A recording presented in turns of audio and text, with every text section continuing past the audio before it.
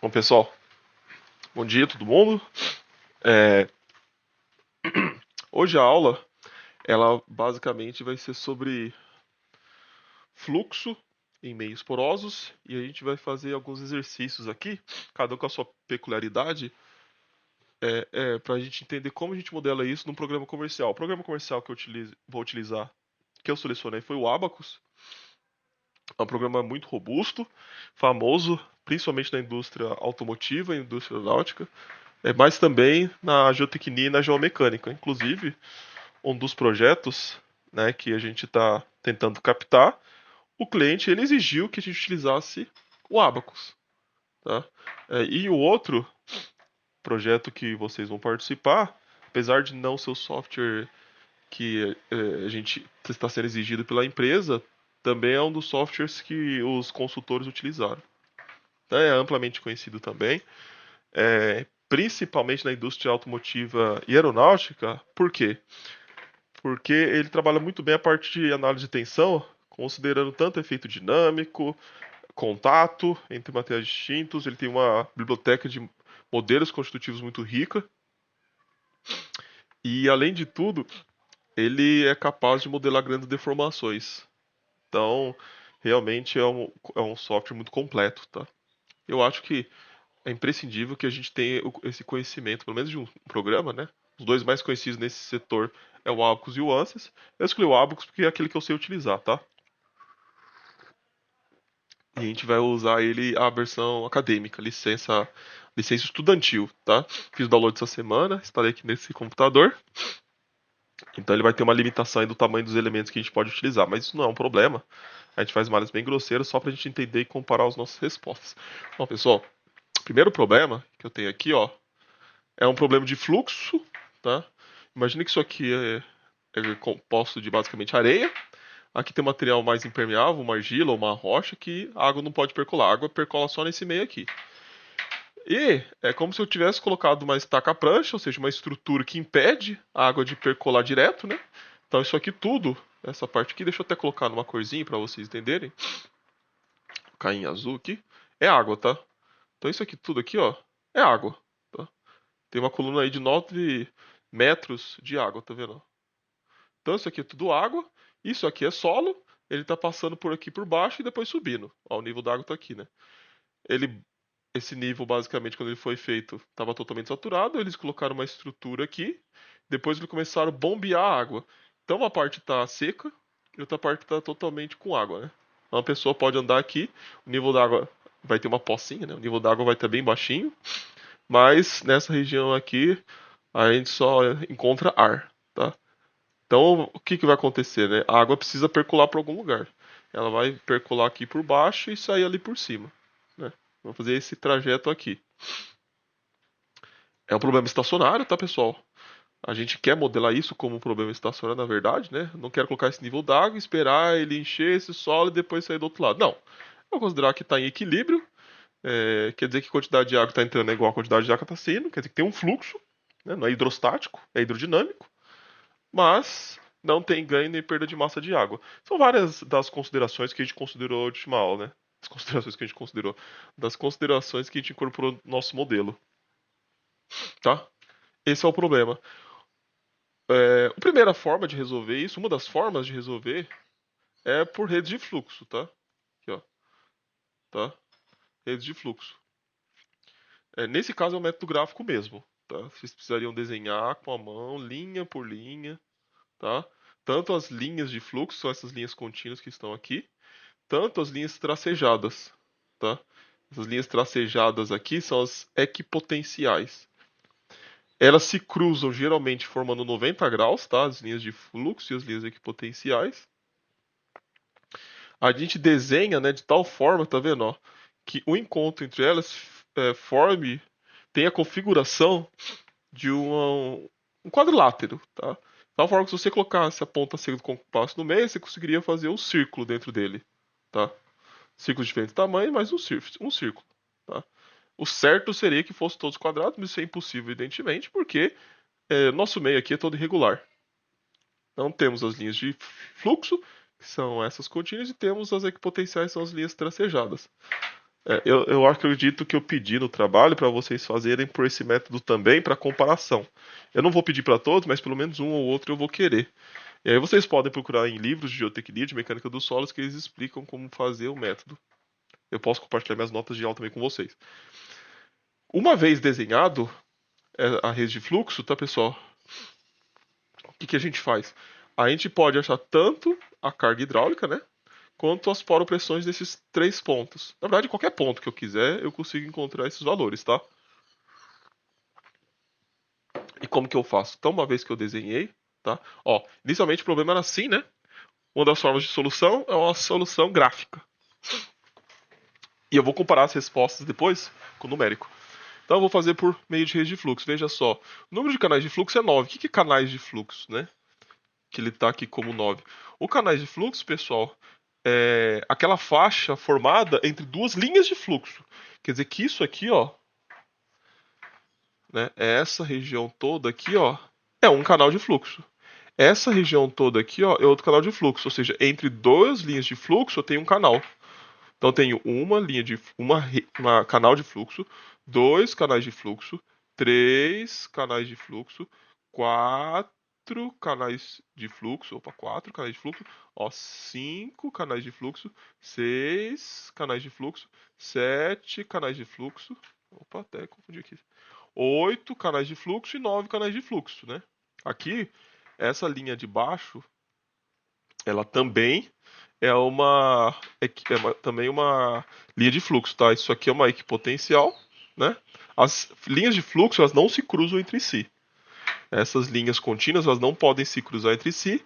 Elas formam 90 graus com as equipotenciais, são as linhas tracejadas, e as linhas tracejadas também não podem se cruzar entre si. São as regras principais para você fazer sua rede de fluxo.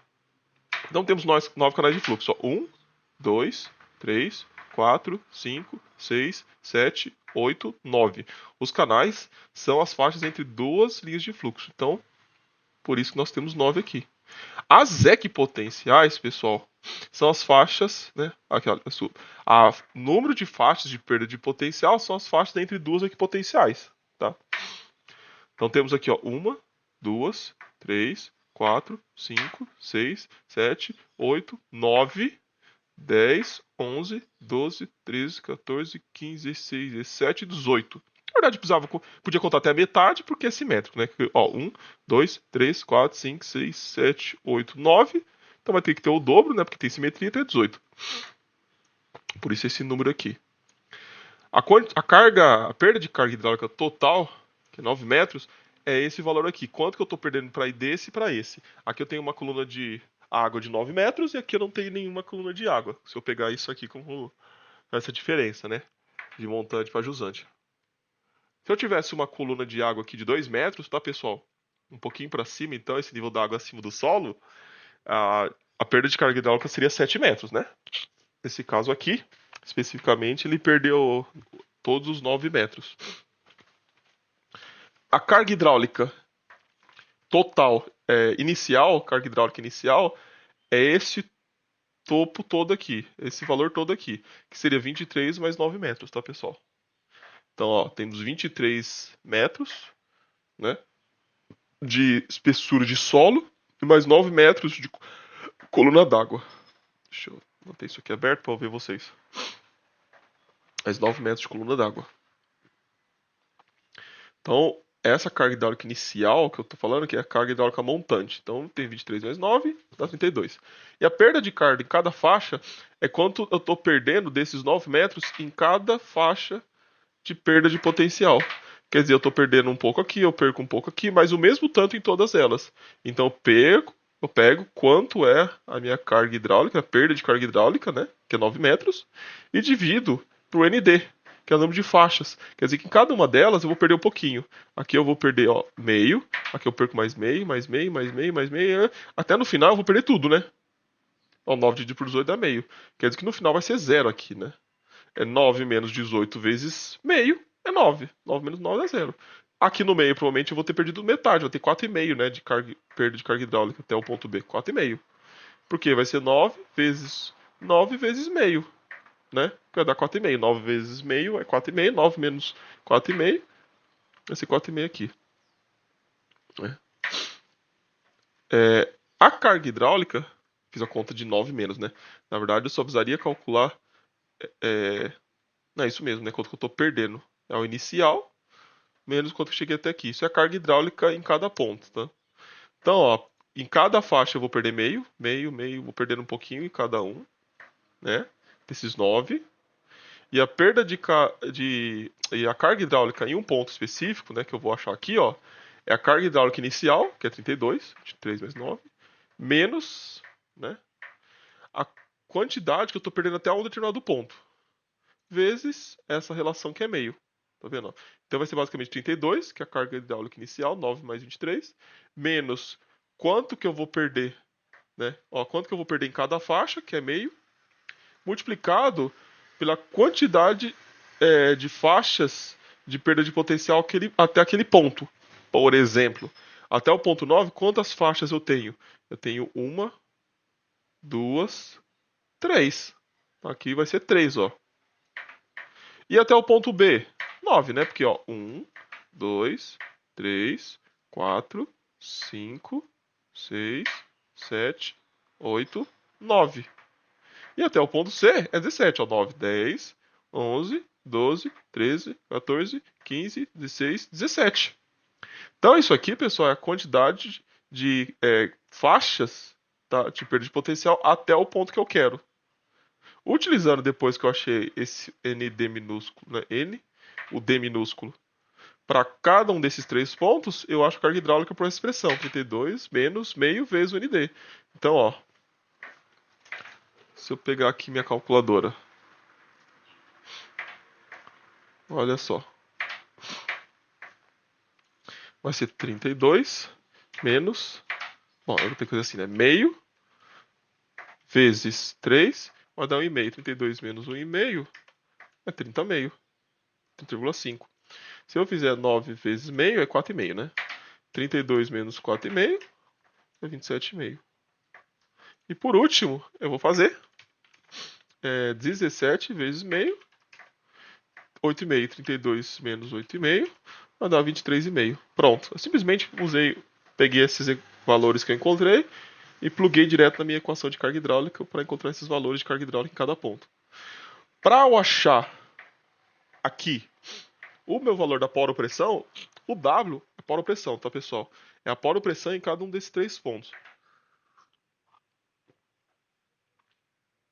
Eu faço o seguinte, eu faço uma malandragem. O certo era eu pegar esse desenho certinho, colocar imprimir ele em escala e depois usar a régua para converter. Eu vou fazer uma escala aqui com vocês agora, tá? Ó, eu acho que eu tenho o Excel, tem um monte de coisa, né? Vou abrir o Excel aqui para nós, para ajudar a fazer essas contas. Na verdade, eu vou fazer essas contas tendo o Excel aqui com vocês, para a gente ter como achar isso analiticamente, né? Pensa assim comigo, então. Vai ser bem porco, bem direto, eu não vou ficar gastando tempo, tá, pessoal? Vou pôr os pontos, ó, A, B, C. Aqui vai ser o ND, que acho que é 3. 9 e 17. 9 e 17. Aqui vai ser a carga, então que vai ser 32, menos meio, vezes isso aqui. Deixa eu até aumentar a letra aqui, pessoal. Pra facilitar. Tá, esse aqui é o H. Esse aqui é o ND. Esse aqui são os pontos, né? É o ponto. Beleza. Aqui vai ser. Aqui é o H em metros, né? Carga hidráulica em metros, tá? Energia em metros. Aqui vai ser o Z em metros. Antes de eu pôr esse Z, eu vou pôr o meu fator de escala. Vou pôr escala aqui. O que eu vou fazer essa escala, tá? Ó. Eu coloco aqui em formas e faço o segmento de reta, tá, pessoal? Esse tamanho todo é 23 metros, tá? Eu sei que é 23 metros porque eu tô falando que é 23 metros essa espessura do meu solo. Eu faço uma linha daqui até aqui, ó. Essa linha eu tenho a altura dela, tá vendo?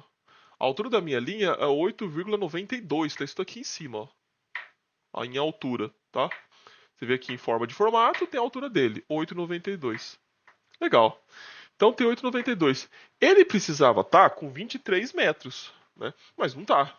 Ele tá, na verdade, com 8,92. Quer dizer o quê? Que eu queria que ele tivesse com 23 metros. Mas ele tá com 8,92. 8,92, deixa eu só conferir se é isso mesmo. Ele tá com 8,92, né? Então é só eu pegar, né, e medir dessa forma cada um desses segmentos de retas que eu vou fazer para A, B e C e multiplicar por esse fator de escala para fazer essa conversão. Ó, eu peguei o valor que eu quero e divido pelo valor que eu tenho, né? Naquele meu segmento de reta. Quer dizer que esse valor de 8,92 é o valor que eu medi com o meu segmento de reta. E o 23 é o valor que deveria ser, tá? Esse fator de escala vai ser válido para todo mundo. Eu só preciso então pegar os diferentes segmentos de reta e multiplicar aqui, né, pela escala. Quer dizer o que, ó? Vou mostrar para vocês. Deixa eu colocar esse Z para cá também, ó. Esse aqui é a escala, esse aqui é o valor medido. É quanto estou medindo, né? Então vamos lá, ó. Eu vou aqui no Excel. Aqui, essa altura, então, devia ser 23, mas é 8,92. Se eu pegar o meu ponto A aqui, ó, sempre é com relação à minha referência. Minha referência, estou considerando o segmento de reta mais baixo, tá? Que eu tenho de toda a minha estrutura aqui. Então, o ponto mais baixo é aqui, ó. Tá? É a minha referência. Você pode pegar a referência se você quiser, tá? Se quiser pegar a referência aqui em cima, aí vai ficar tudo negativo. Se você quiser colocar exatamente nessa região, tudo que tá para cima vai ser positivo, o que tá para baixo vai ser negativo. Você ia ter que medir daqui até aqui, daqui até aqui, daqui até aqui. Eu vou pegar o ponto mais abaixo para todos os valores que eu pegar serem positivos, tá? E se você pegar aqui como referência, né, o H0 também não vai ser 23 mais, né, pessoal? O H0 é 23 mais 9, porque eu peguei como referência esse ponto aqui. Aí eu tenho que somar esse mais esse. Se eu pegasse esse ponto de referência, seria só 9. E aí você teria que fazer, na verdade, um processo com esse valor aqui de referência, tá? Esse aqui, então, o que eu tô falando tudo isso? Porque esse aqui é o mais fácil, tá? Pega sempre o ponto mais baixo quando for conveniente. Geralmente é mais conveniente, né? Nem sempre, mas geralmente é. Então, ó, o segmento de reta vai ser com a parte mais baixa. Aqui, então, ó, tá sendo 4,59. Eu vou por 4,6, tá? Vou dar uma arredondada. Então vai ser 4,6 até A. 4,6 em A. Em B, deixa eu ver. Vou colocar aqui, na verdade, segurando. Tá. Segurar o Shift, né? Ele fica com o mesmo tamanho e ele anda só ortogonal ao que eu tô. Em B, ele tá com 1,35. Então B vai ser 1,35. E aqui em C,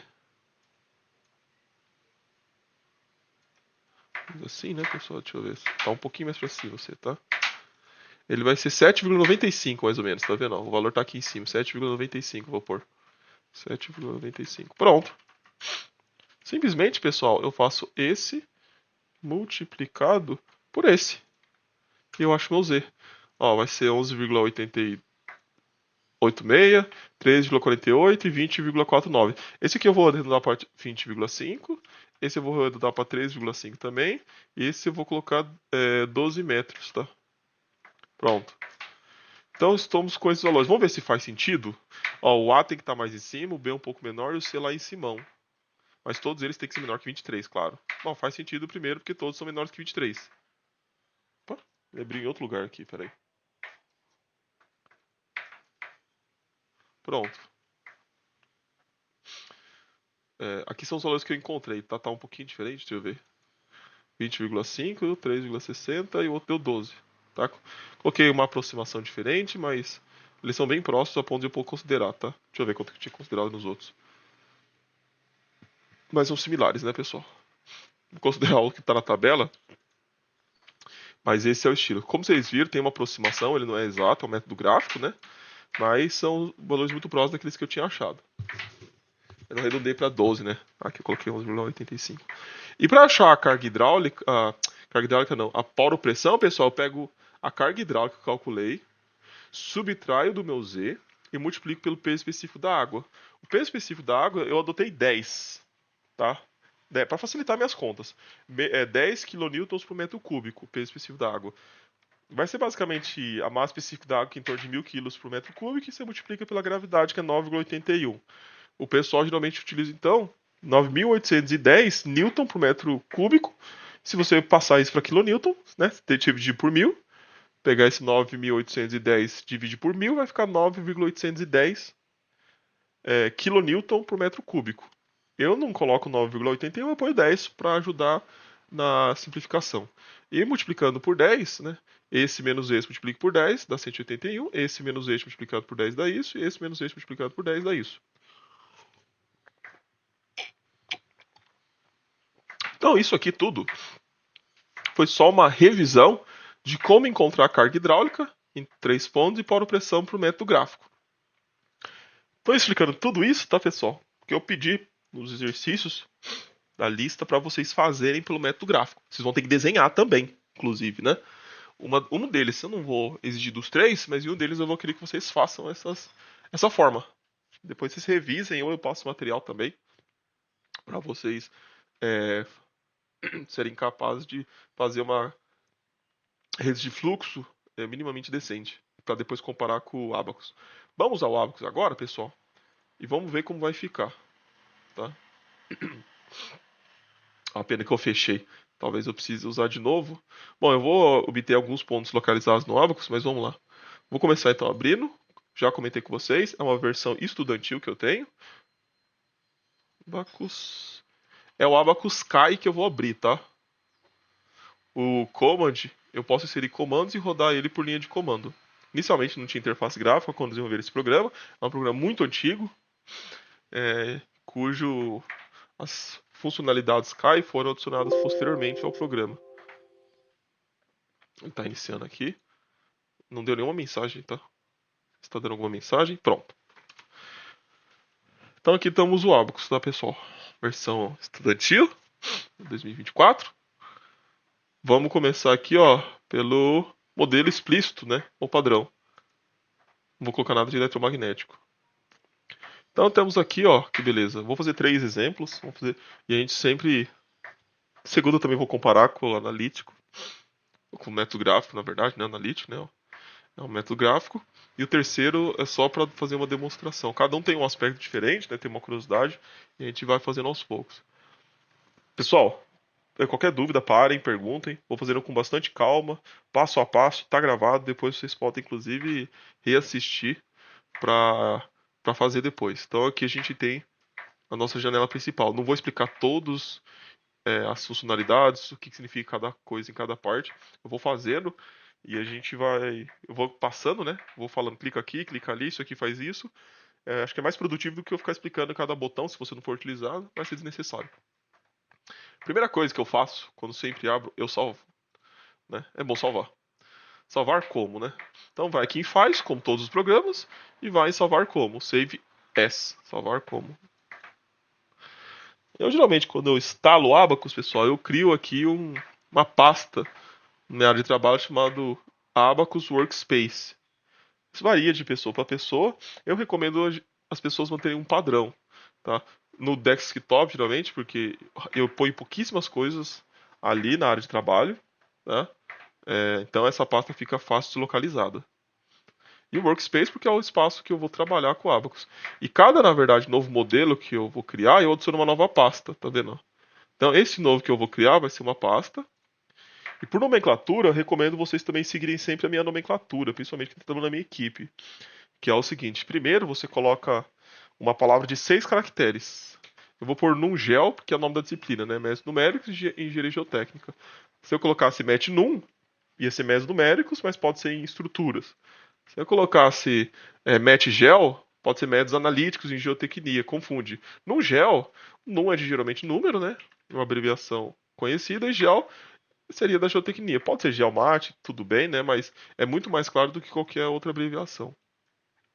Quando a gente for trabalhar profissionalmente, eu recomendo colocar uma especificação do nome do cliente, por exemplo, né? Ou mesmo o nome da empresa que você está prestando serviço, ou abreviação para eles, né? A critério de exemplo, vamos supor que fosse para Petrobras, né? Petro B, tá vendo? Ou PT BR, Mas uma coisa que fique fácil e abreviado com 6 caracteres. Ó, 1, 2, 3, 4, 5, 6. Então, nesse caso, eu vou pôr o nome da disciplina. Né? Pode pôr também o nome da pessoa. Colocar Brits, né? Aí você fala 1, 2, 3, 4, 5, 6. 6. Né? O meu nome eu colocaria o primeiro inicial, né? M Maeda. No caso aqui eu vou pôr Nungel. Depois, pessoal, eu ponho um traço. Depois do traço não, eu ponho um underline, tá? Para separar. E depois eu ponho alguma forma de identificar o que eu tô fazendo, o nome do problema que eu estou fazendo. Então esse é um problema de fluxo, né? De percolação de água em meios porosos aqui. Basicamente é de uma ensecadeira, tá? Então é um problema de uma ensecadeira. Alguma coisa que ajude você a lembrar desse problema, tá? Ó, e eu permito até que use um traço, se vocês quiserem, né? Para separar. Deixa eu ver aqui. Vou pôr em sec ou em CK. Não vai tornar. 1, 2, 3, 4, 5, né? 6. E seca. Às vezes não pode ser que não fique muito claro, né? Por exemplo, o problema que eu tenho bastante é de fissura, né? Aí eu coloco crack. Ou crack, né? Sim. Em plate. De crack, né? Deixa eu ver. 1, 2, 3, 4, 5. De crack, assim. Ou seja, desiccation cracks, né? Era uma das formas que a gente colocava bastante, tá? Caso eu vou pôr em CAD. 1, 2, 3, 4, 5, 6, 7. Em seca. Depois, pessoal, aqui eu vou colocar o tipo de análise que eu vou ter se é um problema, por exemplo, de tensão, né? Ó, stress analysis, né? Estático, aliás, estático. Se é um problema dinâmico, é 3 letras só, tá? Se é um problema de poro-pressão, que é o caso aqui, né? Difusão ali do poro-pressão, do fluxo em meios porosos. Depois eu ponho se é uma análise transiente, no caso aqui é de estacionária, tá? Em inglês, steady. E depois uma versão. É a primeira versão. Isso parece brincadeira, mas coloquei 3 zeros, né? Mas acontece de ter várias versões. Bom, a gente pode pôr 3 números, assim fica melhor, né? 3 números, isso. 2 zeros e um número. Geralmente a primeira versão a gente põe 0 mesmo, aí depois se modifica, vê um erro, mas você não sabe exatamente, aí você põe 1, aí depois você quer mudar de novo, mas é o mesmo problema, você põe 2, e assim você vai atualizando, tá? Então ficou um bom nome, tá? Nome do cliente, ou da disciplina no caso, alguma coisa que ajude ela a identificar. Isso aqui pode é meio variável, tá pessoal? Não sou tão rígido quanto a quantidade de caracteres, só pra gente identificar melhor. Aqui sim é 3 caracteres, né? Identificando se é uma análise de fluxo e meios porosos, aí é POR. Se for uma análise de estática, simplesmente é STA, dinâmica é DIN, sempre 3 letras, né? Que mais pode ser de térmico, né? É RI, Heat Transfer, né? E assim por diante. Acoplada, que esse POR. Aqui se for transiente é transe, 1, 2, 3, 4, 5, né? Outra coisa que vocês podem colocar aqui, né? Se for uma análise estática, não tem transiente, né? Aí eu escrevo tensão, tá? Aqui é stress. 1, 2, 3, 4, 5, 6. É isso aí. É 6, né? Steady. No caso aqui vai ser esse aqui o nome. E essa é a versão dele. As versões vão aumentando sempre, nunca regride, né? Ótimo. Esse é o único nome que eu acredito que a gente pode aumentar, pode diminuir. Só não tenta ficar maior do que 35 caracteres tudo, tá? Que senão a gente até se perde. Ou 40, né? Entre 35 e 40 é um bom nome. Então fica esse tamanho aí, ó. Eu vou salvar. Eu criei essa pasta, né? E na verdade o meu modelo também vai ter esse nome. Então eu vou. Eu não criei ainda, né? Eu só criei uma pasta clicando aqui, tá vendo? Cadê? Eu queria só clicar 2 vezes em cima. Para renomear. Não queria renomear. Eu queria entrar nele e depois renomear. Louco. Home directory, working directory. Deixa eu ver. Não. View, bookmark, new directory, copy. Não, copy. Aí, consegui. Só vou dar um copy, né, pessoal? Pode pegar esse nome aqui. Pronto. Ctrl C. Beleza. E eu não criei. Acabei dando um OK. Então vai lá em File. Save as. Vou clicar aqui. E aqui eu salvo com esse nome. O mesmo nome da minha pasta que eu acabei de criar vai ser o nome do meu arquivo, tá? E aí eu vou dar um OK. Então, beleza. Primeira coisa é salvar. É imprescindível que se salve. Isso aí assim, é imperdoável a pessoa depois me falar que perdeu os arquivos. Ah, professor, juro pro senhor. O prazo é 8 horas da manhã de sexta-feira. Nossa, professor, não sabe o que aconteceu. 7h45, meu computador quebrou, eu não tinha salvo, perdi tudo. Não é desculpa, tá, pessoal? Pelo amor de Deus. Ó, tô gravando vídeo, eu vou falar trocentas vezes pra vocês ficarem salvando isso aqui. Vou contar uma história, tá? Pra vocês. É bom que eu deixo até gravada essa história. A importância do backup. Uma aluna de doutorado, ela era chinesa e foi para os Estados Unidos visitar, fazer uma apresentação num congresso. Levou o computador pessoal com todos os dados do doutorado dela. Ela não tinha a porcaria do backup. Ela fez a apresentação no congresso. Na volta, né? Assim, ela foi, ficou semana, passeou. Na volta, eles passaram no outlet para fazer compras. Deixaram o carro no estacionamento e ela deixou o computador no carro. Quando ela retornou pro carro, os vidros estavam quebrados. E o cara levou o computador dela. E o professor perguntou: Você tinha backup, né, de tudo? Ela falou: Não tenho backup de nada. A menina ia defender em um mês. Ou seja, todo o trabalho dela foi embora, pessoal. Assim, é um erro amador, né? Não pode acontecer isso nesse nível. No nível que vocês estão agora, isso não é desculpa. Qualquer pessoa que falar isso no nível que vocês estão, né, já pessoas com mestrado formado, fazendo mestrado com graduação concluída, não pode cometer mais esse tipo de erro. Né? Tem que estar vacinado, tem que saber. Tá? Então é importante salvar. Ó, salvo quantas vezes for necessário. Tá clicando aqui, ó, save modo, que fica clicando, né, pra ter certeza que salvou. Então tá bom. Primeira coisa que a gente faz, pessoal, ó, aqui ele tem essa árvore aqui, né, de opções pra gente, e a gente também pode clicar aqui em cima, tá vendo, ó? Aqui também tem várias opções que eu vou seguir. Eu geralmente vou clicando por aqui, tá? Eu vou seguindo esse módulo, tá vendo? Ó, módulo. Eu vou clicando aqui e seguindo. E aqueles que não são importantes eu pulo. Então eu vou seguindo um por um, de cima para baixo. Vou começar em parte e clico aqui, ó, para criar uma nova parte. Que é basicamente a definição de uma geometria do meu modelo. Uma das geometrias. Às vezes, né, pessoal, a gente, por exemplo, tem um carro. Um carro é um sistema mecânico extremamente complexo. Ele tem motor, tem os pneus, tem a suspensão, é, tem o sistema é, que não é composto apenas de uma parte, tá? Então, por exemplo, se a pessoa quiser fazer o carro completo, ele pode ir criando partes. Então ele cria o motor, ele faz toda a geometria do motor, e o motor ele vai criando partes do motor, depois ele faz o pneu, depois ele faz a suspensão, janela, sei lá, a carcaça, né, do carro, e depois você pode, depois que você criou esses modelos de forma independente, aqui, você pode conectar todos eles no assembly. Então você não precisa fazer. Esse caso eu vou fazer, né? Porque o problema que eu vou definir para vocês é bem simples. No caso aqui, no casos mais complexos, você podem fazer várias partes e depois montar todas elas. Então você vai definindo parte por parte de forma independente. No nosso caso, ó, eu vou criar uma parte nova. Tem que nomear. Acho que uma das principais funcionalidades que faz o Abacus e o ANSYS diferente dos outros é a facilidade de utilização, tá, pessoal? Isso, sem dúvidas, é muito importante para o usuário final. Então, o nome, eu vou colocar. Bom, aqui só tem uma parte, né? Vou colocar só e o part.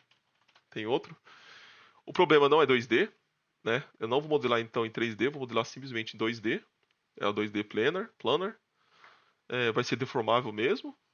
E aqui vai ser Shell. Então, eu só vou mudar do 3D para 2D. Vou manter tudo do jeito que está. Continue. E aqui, pessoal, então eu vou começar a fazer o meu sketch aqui do meu problema, tá? Se quiser andar, né? Dá pra clicar aqui, ó. Ele também tem esse Ctrl Alt. Ó. Cada sistema CAD ele tem um sistema, né? Vamos ver, ó. Ctrl Alt e o botão do meio do mouse também. Então, se eu segurar o Ctrl Alt e eu segurar o botão do meio, eu consigo, né, mover aqui ao longo do meu espaço. Ou eu posso clicar aqui também, tá? Clico aqui e depois clico e seguro aqui, né? Ó, cliquei, segurei meu botão esquerdo do mouse e ele vai andando. Depois passar a unidade perto do ESC. Ou eu posso simplesmente segurar o teclado Ctrl Alt e depois eu clico o botão do meio do mouse, seguro, né? Ele anda. Beleza. Então vamos lá. Ó, vamos pro meu problema, definir. Ele tem aqui 23 metros de altura. Aqui tem 11 metros, né? Dessa estrutura que impede a água de passar, né? Que mais taca a prancha. E aqui a largura ele não definiu. Por convenção, eu vou fazer uma largura com o dobro. Sim, por conveniência, na verdade. Não é nem por convenção. É por conveniência eu vou adotar uma largura sendo o dobro da minha altura. Como ele não deu, né? Eu posso adotar o que eu quiser. Posso fazer quadrado. Mas eu vou fazer ele mais larguinho. Eu vou fazer 23 vezes 2. Vai dar 3, 6, 46, né, pessoal? Seria 46 mais ou menos. Então eu vou fazer com 46 de largura e 23 de altura, tá? Isso aí. Então vamos lá de novo. Ó, vou clicar aqui, tá, pessoal, para fazer linhas que vão se conectar. Create lines connected. Clico aqui. E aí eu tenho que entrar com as coordenadas. Então a primeira coordenada que eu tenho vai ser o 0, 0. Eu posso clicar também, né? Ó, cliquei aqui no 0, 0, ó. Depois eu posso ir puxando e analisando o XY aqui, ó, por exemplo, ó. Então eu quero ir em 46, né? Ó, 46, 45, 46, ó, é difícil pegar, né? Aqui é o X e aqui é o Y, tá vendo? Então aqui tá com 37,5 em X, 40 em X, 45 e 46. Ó, tá difícil pegar exatamente onde eu quero pelas divisões que eu fiz, né?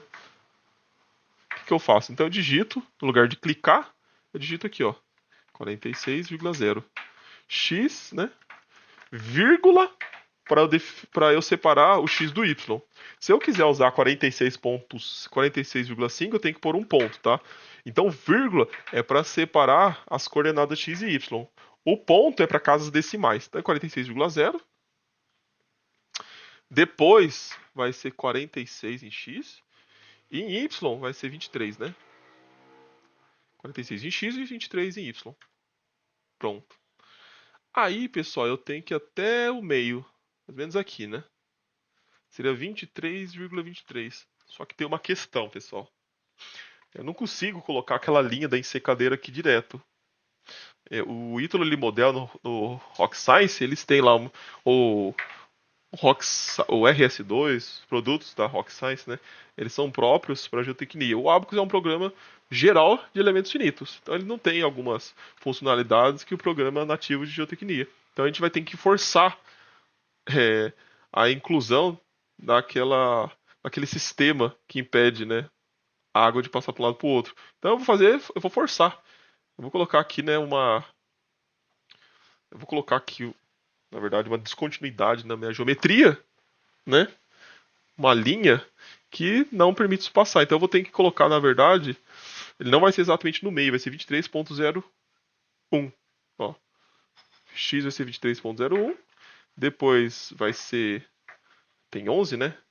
23 menos 11 dá 12, né? Eu tô falando 23 menos 11 dá 12 porque eu vou precisar pegar essa distância aqui, né?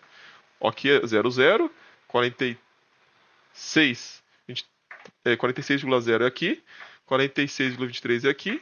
Aí, ó, aqui eu tive que deixar um espacinho, né? E depois ele vai fechar aqui embaixo, vai fazer um V aqui, tá? Aqui ele vai fazer um V, então. Então vai ser 23,12 aqui. Depois ele vai subir, né? Em Y vai ser 23 e X no lugar de 23,01, né? Que foi esse ponto aqui em cima, ele vai ter que tirar 0,1. Ele vai ter que tirar 0,01 de 23. 23 menos 0,01 vai ser 22,99. Pronto. E aqui eu fecho realmente no 23,0. Aqui eu posso até clicar, né? Ó. Pronto. Terminei. Fechei o meu formato, tá, pessoal? Ó, dando. Né? Então tem 46 de largura e 23 de altura. Aqui para fazer, né, meio que forçar aquela descontinuidade, ó, tá vendo?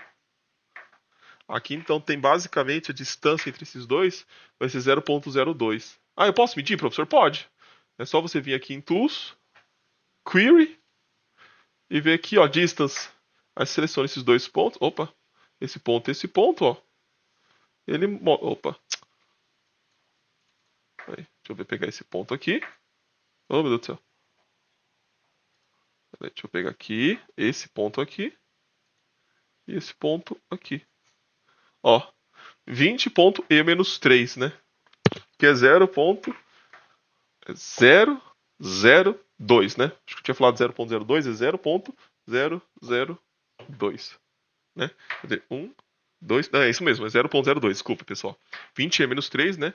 É 0.02, é isso mesmo. Tava certo antes e eu tô errado depois. É essa distância, tá? Ele mostra aqui, ó. 20e-3, né? É 0.02. Beleza. Então, e aqui embaixo, se vocês observarem, vou andar um pouquinho, ó.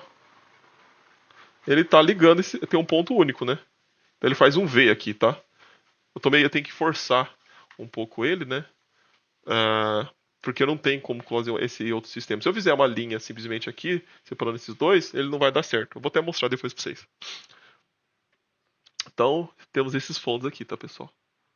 Tem um ESC para sair desse modo, né? Então a primeira parte está feita. O segundo, né? Eu não vou ter outra parte, tá? Eu vou aqui em Properties, né? Ó, eu terminei Parts e vou em Properties. Primeira coisa, pessoal, é definir o meu material. Eu clico aqui então em material, né? Ó, tá vendo? Em parte, eu tenho essas opções aqui nesse meu menu. E se eu for por propriedades, eu tenho outra opções aqui para eu selecionar, né? Então eu clico nesse primeiro, que é criar material, nesse menuzinho. O material, esse soil material, eu tenho que dar um nome para ele. Se você não der nome, ele vai ficar aquele material 1. Eu sempre recomendo vocês colocarem nomes que são significativos, né? Que dá para entender, que significa alguma coisa. Então, se tiver solo 1, solo 2, coloca o nome. Geralmente, quando os projetos que eu recebo, né, vem escrito AL1, né, AL2, solo 1, solo 2. E aí eu vou colocando essas definições. E esse solo 1, solo 2 tem um Excel explicando o que cada um deles é. Como só tem um aqui, por só e material. E que eu vou colocar aqui? Bom, pessoal, é um problema puramente de fluxo e meios porosos. O Abacus não faz isso. Infelizmente, ele sempre faz um fluxo hidromecânico acoplado. Então, eu vou, na verdade, trapacear aqui. Eu vou forçar ele a resolver só o problema hidráulico, mesmo que tenha o hidromecânico. Então, eu vou colocar propriedades mecânicas, tá? Ó, tem propriedades gerais, mecânicas, térmicas, eletromagnéticas e outros. Então, eu vou aqui em mecânico, elasticidade, elastic. Vou forçar ele a resolver só o problema hidráulico de fluxo. Cliquei aqui. Vou deixar isotrópico. O módulo de Young não importa o valor, porque ele não vai resolver esse problema. Vou pôr um valor bem alto, como se fosse muito rígido mesmo. E vou pôr uma poação de 0. Não importa esses valores. Não é um problema mecânico. Então eu vou pôr só porque eu sou obrigado, senão ele não resolve. Vou aqui em outros. Aqui sim é importante. Ó. Pore Fluid, na verdade, também não é importante. Você viu que eu nem coloquei a permeabilidade lá naquele outro problema, né?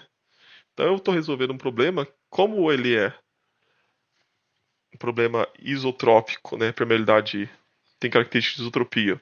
Eu tenho apenas no material. Eu não vou considerar gravidade, eu vou achar a carga hidráulica direto, né? Ou seja, tudo que eu dei aqui para vocês é mais que o suficiente para resolver esse problema. É a geometria, o nível da carga hidráulica, né? Essa geometria é o suficiente, na verdade. Todos os números que vocês colocarem, né? Que eu estou colocando aqui, ó, outros, pore fluid e permeabilidade, tá vendo? Vem aqui. Outros, pore fluid e permeabilidade. Não importa o valor que você colocar. Aí você pode perguntar, não entendi, professor. Lá na última aula eu expliquei, né? Eu fui reduzindo o meu problema, lembra? Eu tinha uma equação geral, eu falei que era o estacionário, eu acabei removendo o termo transiente. Do estacionário eu falei, olha, como ele vai ser isotrópico, como eu vou considerar a distribuição da a velocidade de descarga era dada pela lei de Darcy, né? É, ele vai sendo essas várias considerações que eu coloquei, ele ficou resumido à equação de Laplace, né? Que é o gradiente, né? O lambda 2 da carga hidráulica, que é igual a zero. Uma equaçãozinha bem curta, né? a derivada segunda da carga hidráulica com relação a x, mais a derivada segunda da carga hidráulica com relação a y. É isso que eu vou ter. Então aqui eu posso pôr 1 mesmo, não vai importar esse valor. Aqui eu vou pôr uma... Isso é void ratio, né? É o índice de vazios. Vou pôr um void de vazio 0,8, porque também não importa. O peso específico do nosso líquido eu vou pôr 10, né? Por que 10, professor? Qual que é a unidade de medida, né? A pergunta é qual a unidade de medida? O Abacus não tem unidade de medida, pessoal. Isso é uma das desvantagens. Você precisa especificar a unidade de medida dele. Você precisa definir, você, quando você estiver modelando. Uma forma fácil é você colocar tudo no sistema internacional. Se fosse no sistema internacional, você poderia colocar 1000, né? É o peso específico. Então você poderia pôr 9.810, né? É o peso específico, né? Não é a densidade. Então é 9.810 newton por metro cúbico. A permeabilidade seria em quê? Em metros por segundo. O índice de vazios não tem unidade de medida, né? Seria 0,8 independente porque não tem unidade de medida. O que eu faço? As unidades que eu utilizo são as unidades da geotecnia. É quilonewton por metro cúbico, quilonewton por metro, tá? Para ser condizente, a permeabilidade vai ter que ser em metros mesmo, né? Então, uma permeabilidade condizente, sei lá, vou colocar 1 e, né? Vou colocar aqui para vocês, ó, 0,0001, por exemplo, né? Metros por segundo, tá, pessoal? Material bem permeável aí, né? Colocando que está em metros por segundo. Se fosse em centímetros por segundo, né? Teria que tirar mais 2. Opa! 2 zeros teria que tirar. Aqui o índice de vazios não tem unidade de medida. E aqui, como vai ser em quilonewton por metro cúbico, eu vou pôr 10. Tá? E eu também vou simplificar, não vou pôr 9,81. Vou pôr simplesmente 10. 10 kN por metro cúbico. Vai ser tudo em kilonewton. As forças, tá? Tensões vai ser em kilopascal. Distâncias vão ser em metros, então. E o tempo vai ser em segundos. Então essas unidades de medida. Aqui eu podia pôr 1, poderia pôr outra unidade. Eu vou pôr 0,01 só para ficar mais condizente. E o mecânico realmente deixa essas aqui. Se você quiser mudar, né, pessoal, clica aqui em cima. Ó. Aqui está a permeabilidade, aqui é o elástico. Então, beleza. Então, definimos as propriedades elásticas do material, definimos as propriedades de permeabilidade e vou dar um OK. Não está nesse material ainda. Eu só falei que existe um material chamado solo. Eu tenho que definir também a seção. Por que isso aqui eu defino dessa forma, né? Em outras situações eu também posso ter cascas, eu posso ter vigas, que são elementos estruturais. Nesses elementos, eu modelo simplesmente um segmento de reta. Esse segmento de reta vai ter uma determinada propriedade e ele vai ter que ter uma seção transversal. No nosso caso, não vai ter isso, né? Eu simplesmente por soil section. Vou colocar sólido, né? Que é o tipo de material que eu vou ter e vai ser homogêneo ao longo de todo ele. E eu vou associar a essa seção transversal o meu material. Isso aqui então é importante para outros tipos de elementos estruturais que eu posso usar. No nosso caso, não vai ser tão significante para esse problema. Agora sim, eu não atribuí no material. Então eu tenho uma seção. Essa seção eu tenho uma determinada propriedade e agora eu vou atribuir a ele aqui, ó. Então eu estou seguindo essa ordem: propriedade material, seção, né? E agora eu vou definir, vou atribuir a minha geometria a essa seção. Eu clico aqui, ó. Aqui embaixo, tá vendo, ó?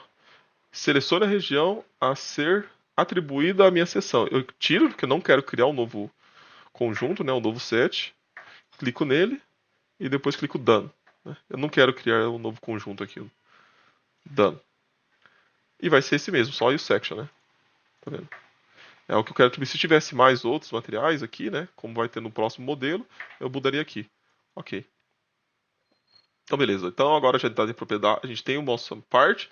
Essa geometria aqui, ela está definida que ela tem um determinado material nele, né? Posso até ver aqui, ó, em materials, tá vendo? Só tem material, né? Só tem uma seção também. Então não vai importar muito. Até mudou de cor, né? Isso é importante pra gente ter essa noção. Aí eu vou montar. O meu assembly, pessoal, é quando eu tenho várias partes. No caso, eu só tenho uma parte. Então eu clico aqui, Create Instance. E vai ser tudo independente, tá? Por quê? Porque só tem uma parte, né? Não tem como colocar dependência. Para colocar dependência, eu teria que ter diversas geometrias, uma conectando a outra. Eu só tenho uma geometria, né? Só vai ser ela resolvida e ela vai ser independente. Poderia criar também geometrias independentes aqui, né? E resolver esse problema tudo de uma vez. Dou OK. E depois eu vou em step. Então eu tô conseguindo essa parte aqui, ó. Quarto é o step. Vou aqui. Create step. O que eu vou considerar é solos, né? É um problema de solo aqui, ó. Soil. Tá vendo? Já tenho inicial, né? Eu vou para soils e depois continue. Que pessoal, ó, tem o transiente, né? É um problema adensamento de transiente, consolidação transiente. Nosso caso vai ser estado estacionário. Ele está falando simplesmente que ele vai mudar o solver para o não simétrico, tá? Que é necessário. Não tem problema, é só um aviso, não tem nada que possa fazer em relação a isso. Eu não vou incluir o creep, que é o que a gente está fazendo, né? A gente está estudando sexta-feira nas reuniões lá com o pessoal da UFPE, esse tipo de comportamento. Eu vou desabilitar porque eu não vou querer. E nos incrementos, eu só vou mudar esse inicial, tá? O máximo número de incrementos é 100, quer dizer que se for um problema muito não linear, tá, pessoal? E ele for necessário, não sei, 200 incrementos, né, para resolver o problema, quando ele chegar em 100, ele vai parar e vai falar assim, olha, não tem, porque o número de incrementos, ele excedeu o máximo permitido para esse intervalo. O intervalo, ele vai chegar no máximo a 100 incrementos. Se passar disso, né, ele para. Tá? Então tem que definir muito. Se eu colocar um número muito grande e for muito linear, ele vai demorar muito. Por exemplo, colocar 1 milhão ou 1 bilhão, sei lá. Ele vai. Se for um problema muito linear, ele termina rápido, porque isso não vai importar muito. Se for um problema muito não linear, ele vai ficar tentando, até chegar em 1 bilhão. Então tem que saber muito bem a quantidade de incrementos que a gente vai pôr. Eu vou deixar o padrão, que é 100, né? 1.000 é um número razoável, mas é aquele negócio. É o número máximo que ele pode chegar. Se ele chegar, por exemplo, em 1.001 aqui, ele para. Quer dizer que o problema não tem solução? Não. Talvez ele teria solução, mas você precisaria aumentar o número de incrementos.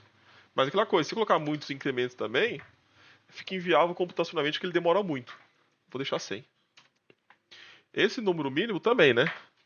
É o número mínimo que ele pode chegar. Porque ele vai reduzindo, né? Se ele for muito não linear, ele vai reduzir o meu incremento no tempo. E ele vai reduzindo de forma automática. Se ele chegar no 1 e a menos 6, que é menor que 1 e a menos 5, ele para também. Tá? E aqui é o máximo que ele pode chegar, que é onde ele vai encerrar. Então, de tudo isso aqui, né? Eu só vou mudar o incremento inicial, que eu não quero começar em 1. Eu quero que ele comece em 0.01. Eu sempre faço isso. É a única parte que eu vou mudar dessas opções aqui. Não vou ter interação entre partes diferentes, porque não tenho diferentes partes, só tem uma, então eu vou pular. Eu vou para carga. Aqui, pessoal, Michael, uma dúvida. pode falar, Alan. Rapidão, esse incremento a gente pode utilizar para todo caso o mesmo valor ou vai variar? O incremento inicial eu recomendo começar com 0.01, né? Porque depois, se ele for reduzir a LAN, ele reduz de forma automática. Aí o valor mínimo que ele pode alcançar, a gente vai ter que configurar de problema para problema, né? Mas assim, 10 elevado a menos 5 é um valor razoável, sabe? Não é um valor muito baixo, né? Às vezes eu coloco até 10 elevado a menos nona no CodeBright, mas são situações mais particulares. 10 elevado a menos 5 é razoável, tá? Ah, entendi, ótimo então. Aqui as condições de contorno, pessoal. Eu vou ter uma carga, né? Bom, nesse caso eu não vou ter carga. Eu só vou ter condição de contorno essencial, que é deslocamentos prescritos e pressão. Eu não vou ter fluxo, que eu quero dizer. Vou aplicar uma pressão aqui e uma pressão aqui. Então eu vou aqui, primeiramente, ó, Create Boundary Conditions. Eu não vou ter carga, né? Pessoal. Primeira condição de contorno que eu vou aplicar é a mecânica. Como eu falei, eu quero forçar que ele não tenha problema mecânico. Eu vou aqui em Displacement Rotation, tá? Ó, vou pro segundo, coloco. Aqui eu posso nomear também as condições de contorno, né? Tá? Mechanical Boundary Conditions. Botei uma, né? Continue. E eu vou selecionar todo mundo mesmo. Tá? Eu quero forçar que todo mundo, ó. Coloquei depois que eu cliquei aqui em dano, tá, pessoal? Eu fui rápido, né? Vou fazer de novo porque eu fui muito rápido, ó. Clico aqui. Vou criar um novo, né? Muda o nome se você quiser. Isso aqui é opcional. Time mecânico, Displacement Rotation. Nomeei. O step é o step 1 que eu criei anteriormente. Continue. Seleciono e depois clico aqui em Done, tá? Quando eu terminar. E aí, ó, eu vou selecionar tanto os deslocamentos em X quanto em Y, horizontal e vertical. E vou falar que é zero. Eu não quero que nada se mova, eu quero que tudo fique fixo no espaço. Estou forçando realmente a não resolver o problema mecânico. E depois eu clico em OK, ó. Então ele fixou todo lugar. Todo o contorno está fixado, ele não vai ter. Ele vai ser rígido, não vai ter gravidade, não vai ter carga, vai estar fixo em todo lugar. Portanto, ele não vai resolver um problema mecânico. Beleza. Próxima parte. Vamos atribuir, né, as condições de contorno do fluido, do fluxo e meios porosos, né? Do poro fluido. Fluido no poro, né? Aí eu vou de novo aqui, ó. Create new boundary condition.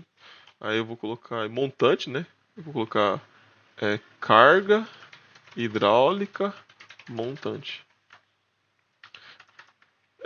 Fica à vontade para escolher nomes, mas como eu falei, pessoal, coloquem nomes que vocês entendam, que se eu for revisar o projeto de vocês, eu também vou entender para não ficar te perguntando, tá? Senão eu vou ter que ficar mandando mensagem toda hora. O que quer dizer isso? O que colocou? Por exemplo, carga 1, carga 2, né? Não é muito significativo. Coloque nomes realmente que eu entendo. A carga hidráulica montante. É o nome que eu entendo. Carga hidráulica montante. E agora eu vou em outros, né? E vou aqui em Power Pressure, tá vendo? Ó? Eu mudei de mecânico para outros. E no lugar de temperatura, né? Vai ser poro pressão. Apesar de ser polo pressão, tá, pessoal? Ó, e aí, eu seleciono só essa linha aqui, ó. Não é todo o corpo, é só essa linha que eu preciso selecionar. Depois que eu selecionei, dou done. E aí tem o valor da polo pressão. Pessoal, eu tô fazendo o sistema, eu tô forçando ele a me dar resposta em termos de carga hidráulica. Todas as condições que eu tô colocando, ele vai me dar resposta em carga hidráulica. Então eu tenho que colocar carga hidráulica aqui a montante. Né? Qual que é a carga hidráulica montante? Carga hidráulica inicial, 32. Tá vendo? O H0 que eu estou considerando é 32. Então é esse valor que eu vou considerar aqui. Tá? É 32, é tudo isso aqui. Então eu vou lá e escrevo 32. E aqui vai ser 23, né? Aqui vai ser 23. Então vamos lá. Aqui dessa forma. Ó, aqui é jusante. Jusante, carga hidráulica. Por conveniência, né, eu sempre recomendo vocês colocarem o nome assim, não separar, né? E quando começar uma palavra nova, você coloca uma letra maiúscula, jusante, carga hidráulica, montante, carga hidráulica, né? Dá para entender bem. Seleciono então só essa linha, né? Done e coloco 23. 3 metros, né? Então ficou assim, aqui tá 32, aqui tá 23. E só. O resto é tudo impermeável, eu não preciso atribuir nada, né? Porque ele já vai entender que isso aqui é tudo impermeável. Quando eu não atribuo nada, ele fala que o fluxo ali existe, mas é zero, né? Isso é uma condição de impermeabilização. E agora eu vou pra... Deixa eu ver aqui. Antes de ir pra malha, tá, pessoal? Esse tipo de problema, ele exige que eu defina também o índice de vazios. Mesmo que eu coloquei no material, eu preciso do índice de vazios inicial. Eu vou aqui em Predefined Fields, tá vendo? Eu clico nele, Predefined Fields, e clico no meu modelo. Opa, cadê? Clico duas vezes no Predefined Fields, ele vai gerar essa janela, né? Vou colocar assim, ó. Void Ratio, Initial Void Ratio, né? Assim, ó. Initial Void Ratio. E aqui em Step, tá vendo? Ó, eu preciso mudar. Não é Step 1, é o Initial. E aí ele tem até uma cartela maior de opções para selecionar. Aí eu vou aqui em Void Ratio, senão ele não roda, tá? Se eu não fizer isso. E dou Continue. Seleciono o meu material. Done. E aqui eu vou manter ele constante. Uniformemente distribuído. Poderia até colocar uma função aqui, né?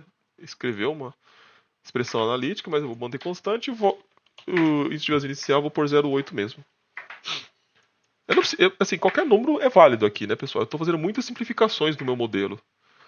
Por isso, ó, tá vendo? Ficou todo lugar um quadradinho mais claro. É exatamente isso que ele está fazendo. Ele está atribuindo o meu índice de vazio em todo lugar. E depois disso eu vou para a malha. É uma versão estudantil, ele vai ter algumas limitações. Deixa eu ver aqui. Ó, eu clico aqui primeiro, pessoal, exatamente para definir onde ele vai, no meu contorno, definir, né, os meus pontos que surgir um segmento de reta, né, que eles chamam de seeds, se fossem sementes, né, é onde vai nascer os segmentos e ele vai definir uma região de malha para mim. Quanto menor for esse valor aqui, ó, por exemplo, tem 4.5, vou pôr 2, ele vai reduzir, tá vendo? Ó? Se eu pôr 8, ele vai aumentar. Vou colocar 4.5, eu não sei se ele vai conseguir porque ele tem um número limite aqui, ó. E vou dar um OK. Depois, para girar a malha, eu clico no de baixo. Aqui é para definir essas regiões, né? De, vamos dizer assim, que vai dar o refinamento da minha malha. Aqui eu dou minha malha, geração dela. OK. OK para girar a malha nessa parte? Sim. Nessa tá muito ruim. tá muito grosseira essa malha, tá? Eu vou ver se eu defino um pouquinho melhor. Colocar 2. Colocar o apply, né? Ele vai falar que ele vai ter que deletar essa malha, né? Eu vou deletar mesmo. OK. Depois eu clico embaixo, né? Para gerar uma nova malha. Tá um pouquinho melhor, né? Não sei se ela vai conseguir rodar por causa da minha limitação do software, mas tá um pouquinho melhor. Vou deixar essa aqui mesmo. Tem umas regiões meio ruins, né? Depois eu melhoro a malha, tá, pessoal? O tipo de elemento, eu preciso também definir o tipo de elemento que eu quero. Eu vou aqui, tá vendo, ó? Tá escrito Assign Element Type. É o quarta linha, né? E da primeira coluna aqui, essa opção. Tá? Eu tenho um L, né? É basicamente um L com malhas e depois em cima tem um texto aqui. E quando você deixa o mouse parado, ele coloca Assign Element Type. Clico nele. Aí quando você clicar, ele vai abrir essa janela aqui, ó. Tá vendo? Tá vendo a família, pessoal? Eu preciso, ó, tipos diferentes, né, que eu posso modelar. Acústico, seção de uma viga, que não é o caso. Elemento coesivo. No nosso caso, vai ser Power Fluid Stress. Power Fluid Stress, ó. Esse aqui que eu preciso. E aí, ó, quando eu coloco OK, ó, ele não deixa. Sabe por que ele não deixa, pessoal? Porque ele fala que eu não posso ter elementos triangulares. O Abacus não tem elementos triangulares para esse tipo de problema. Então o que eu faço? Eu fecho essa janela. Você vai falar assim, ó, tem elementos triangulares aqui e aqui. Aqui também é um elemento triangular e o Abacus não resolve o problema de fluxo em meios porosos em malhas triangulares. Então eu tenho que forçar ele que todos os elementos sejam quadriláteros. Como que eu faço isso? Ó, eu clico aqui nesse Assign Mesh Control.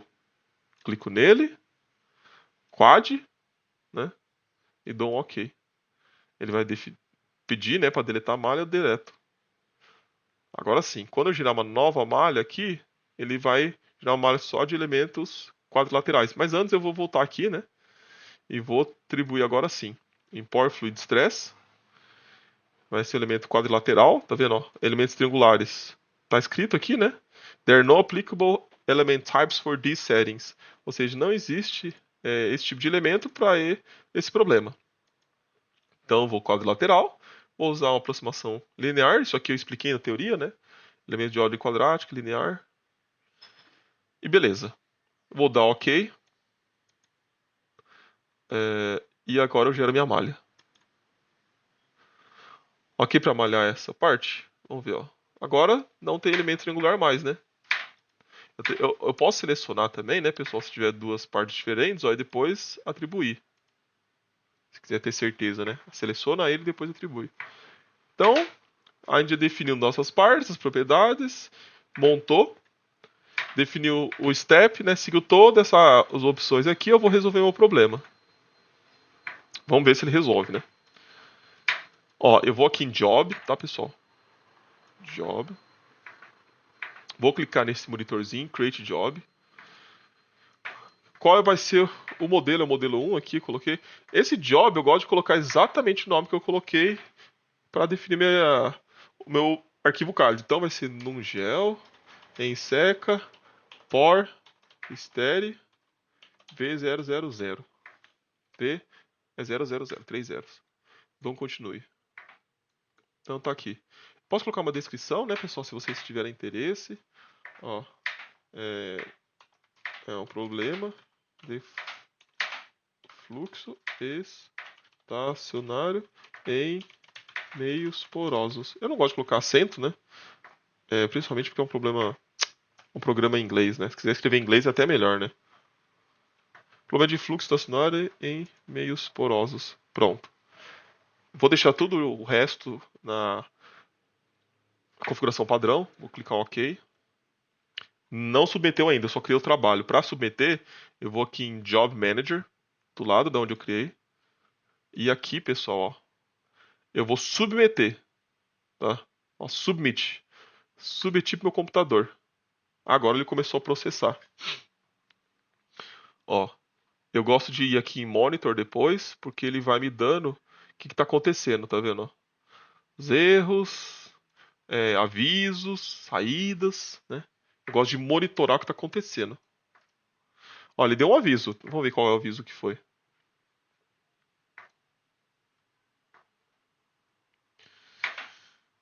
There is zero flux everywhere in the model based on dos critérios. Beleza, mas é um modelo, né? Ele rodou, tá? Olha, ele rodou, ele tá mostrando aqui, né? Vamos ver se fez sentido o que eu queria, né? Tal. Ele convergiu. Vamos ver se realmente ele foi até o final. Deu algumas mensagens, não deu erro nenhum, né? Ele completou a análise. Tá tudo certo. Fecho. Status completo. E vamos para os resultados. Então tá aqui, pessoal. Dos resultados que eu quero, ó, eu vou aqui em S. S é tensão, tá? U é deslocamento, S é saturação, A é índice de vazios, void ratio, né? E o que eu quero é poro pressão, pore pressure. Então tá aqui, pessoal. Veja bem que a distribuição aqui, ela tá bem próxima aos nossos equipotenciais aqui, olha que interessante, né? Provavelmente aqui deve ser 32 e aqui deve ser 23 os valores. Aí você fala, nossa, professor, tá meio ruim de enxergar. 3.2 Z mais 1, né? Tem como melhorar? Tem. Tem como a gente configurar isso aqui, tá, pessoal? Como? Você vai aqui em Viewport, né? Ó, depois que eu fui no pós-processo, tá, pessoal? Só pra... Como que eu cheguei até aqui, né? Aqui em Visualization, tá? Depois que eu terminei de processar, eu vou em Visualization, né? Provavelmente vocês clicarem em Results, quando eu coloco os results, ele já joga aqui Visualization pra vocês. Então tá aqui. Aqui vou em Viewport. Viewport Annotation Options. Ó, Viewport Annotation Options. E aqui eu vou na legenda. Tá vendo? Ó? No lugar de científico, eu vou pôr fixo. Eu vou pôr com 3 casos decimais mesmo. Aí quando eu aplico, ó, fica mais fácil. Começa em 32 e termina em 23, né? Fica mais fácil ler a gente. Legal, então começa em 32 e termina em 23. Como que eu vou comparar com as minhas respostas, né? Eu vou meio no zoiômetro aqui um pouco, tá, pessoal? Como que eu vou saber exatamente num ponto específico? Vamos acionar algumas, né, funcionalidades do Abacus. Assim, aparentemente, né, pessoal, parece que está tudo de acordo. É a distribuição da minha carga hidráulica, né? Realmente aqui está 32, aqui está 23 e ele vai reduzindo até chegar aqui. Não faz sentido, né? Realmente a distribuição está bem parecida, né? Com as minhas linhas tracejadas aqui, né? Só com as linhas tracejadas, então parece que faz sentido, pelo menos. Vamos ver se os valores eles batem, pelo menos de forma aproximada. Vamos aqui em Tools, né? E depois vou em Query, tá vendo? Clico. Aí aqui, pessoal, ó, eu vou em Probe Values. Probe Values. Ele vai abrir uma janela para mim, ó. Tá vendo? Eu quero então selecionar num determinado ponto, né, um determinado nó, e ele vai me dar a resposta de poro pressão. Aqui no nosso A, ele está a uma distância mais ou menos de 11,85 metros, né? 11,85 mais ou menos. Ele está mais ou menos, né? Deixa eu ver. Está um pouquinho mais distante aqui, ó. Né, em X. Né, eu poderia calcular isso em X também para ter exatamente, mas eu não tenho interesse. É só de forma aproximada, até porque minha malha não vai ter todos os nós. Mas ele está. Bom, dá para calcular. Vamos calcular aqui, ó. Inserir. Formas. Segmento de reta, né? Lembra? Em X ele está essa distância aqui daqui, né? Eu não vou calcular assim, não. Eu vou pegar no meio no zoiômetro, né, pessoal? e na quantidade de perda de carga hidráulica também que ele está tendo ali. Então ele está mais ou menos em 11, 12 metros, né? E a distância aqui ele está um pouco mais afastado do que seria a distância dele, né? Nossa. Ó, ele estaria mais ou menos nessa distância. Quando você chega perto do nó, você consegue perceber aqui, ó, que aparece a coordenada dele, ó. Ó, esse nó, a coordenada é em 12 metros e 10,78. Esse aqui está em 12 alguma coisa. No nosso caso aqui, o nó está mais ou menos nessa região, né? Aqui está 11,35, aqui está 11,60, aqui está um bom nó, né? Vou clicar nesse aqui, que ele fica com os valores fixados, ó. Então a coordenada dele é 8 em x e 11,64 em y, né? Aqui, ó. É um valor razoável, que parece mais ou menos que é o valor. A poropressão é em torno de 30, tá, pessoal? A poropressão é em torno de 30. Opa, desculpa. A poropressão é em torno de 30 mesmo. Porque a poropressão, no meu caso, é carga hidráulica, tá? Eu tô calculando carga hidráulica. Eu não cheguei em calcular a poropressão pra mim. Ó, carga hidráulica tá em 30. Que é mais ou menos isso mesmo, né? Carga hidráulica, o meu tá 30,3638, é porque a minha malha é meio grossa, precisaria refinar mais. E também o método gráfico não é o método mais preciso. Mas eles estão bem próximos, né? O outro é mais fácil, né? Esse B, ele tá bem no centro e a altura dele é 3,6. A altura dele é 3,6, bem no meio. Então esse aqui é mais fácil de achar. Ó, esse aqui tá... Ixi, a coordenada dele não é muito boa, tá, pessoal? Aqui tá 2 e aqui tá 4. Eu teria que criar um elemento exatamente no meio, tá? Ó, aqui tá como 2,23 e aqui... Vou aumentar a janelinha. Ó, em Y, esse aqui tá como... Opa, esse aqui tá como 2, né? O Y dele, ó. 2,23 alguma coisa. E o Y desse aqui é 4,5. Então teria que estar entre esses dois.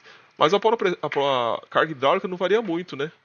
A carga hidráulica 27,64. Ele tá falando, ele tá escrevendo para mim por pressão porque o Abacus ele é uma calculadora, tá? Ele acha que é carga que é por pressão, mas na verdade ele tá calculando carga hidráulica para nós.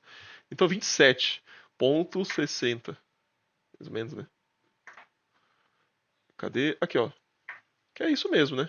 27,5, nós deu 27,60, bem próximo. E o último C tem que ser 23,5. Também não é difícil achar aqui, né? Deixa eu ver de novo lá. A altura dele, desculpa pessoal, confundi vocês, mas a altura dele é 23,5, tá? Não, é 20,60 a altura dele. Carga hidráulica de 23,5, a altura dele é 20,60. Aqui tá como 26, né? Ainda não. Tentando achar aqui. Achei. Aqui tá com 21, né? E aqui embaixo tá como 19. É aquela outra situação que eu não vou ter exatamente. Vou pegar dois só.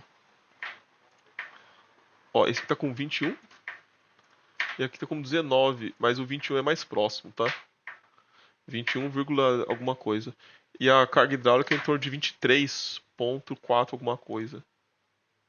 23,5 mais ou menos. Né? E aqui no nosso carga hidráulica, né? Tá em torno de 20,60. Opa, aqui, desculpa pessoal, tô confundindo tudo, né? Ó, é 23,5. 23,5, o nosso é 23,5 mesmo, né? Tá vendo? Então ele obteve valores bem próximos, né, pessoal? Poderia melhorar a malha? Poderia. Essa malha tá ruim, né? Não tá muito boa não essa malha. Vamos melhorar a malha. A primeira coisa que eu vou fazer é tentar melhorar um pouco essa malha. Eu posso escrever isso no arquivo, se vocês quiserem depois, né? Ó, write to file. Ele vai colocar nesse arquivo RPT, é report. Eu não vou fazer isso, não precisa. Quando eu tentar fechar, ele vai falar, olha, eu vou deletar todos os valores que você selecionou. Tá tudo certo? Tá tudo certo, pode deletar. Então, pessoal, eu vou melhorar um pouco essa malha. Porque também tem umas regiões muito irregulares, eu queria uma malha mais regular.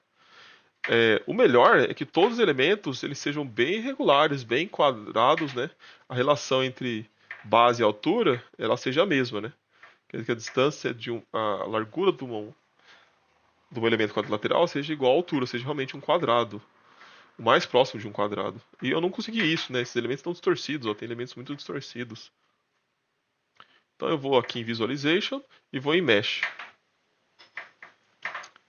Com essa malha desse jeito é um pouco difícil. O que eu vou fazer, pessoal? Eu vou separar uma região aqui em duas para refinar. Por exemplo, ó, eu vou aqui em Parts.